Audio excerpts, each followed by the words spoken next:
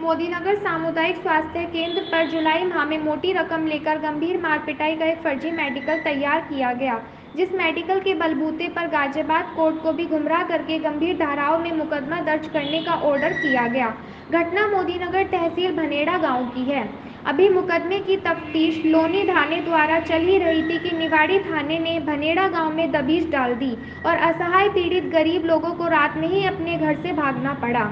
भनेड़ा गांव के उन गरीब लोगों का झुंड सिर्फ इतना ही है कि जब भी दीपा त्यागी भनेड़ा गांव में उन लोगों के घर पर बैठकर उनसे मिला करती थी, इसी वजह से उन गरीब लोगों को कई बार गांव के ही हिस्ट्री शीटर कविंदर त्यागी व अरविंद त्यागी द्वारा धमकाया भी गया और जान से मारने की धमकी भी दी गई कि अगर तुमने दीपा त्यागी को अपने घर पर बिठाया तो तुम्हें जान से मार देंगे। इसके बावजूद भी जब गांव के लोगों ने दीपा त्यागी का सम्मान करना नहीं छोड़ा तो उनके खिलाफ षड्यंत्र रच मेरे साथ उनको भी झूठे मुकदमे में फंसा डाला और मुकदमा भी ऐसा लिखवाया गया कि गांव के खेतों में दीपा त्यागी के साथ गांव के ही 3 लोगों ने आकर हथियारों से दिन दहाड़े गांव के ही हिस्ट्री शीटरों,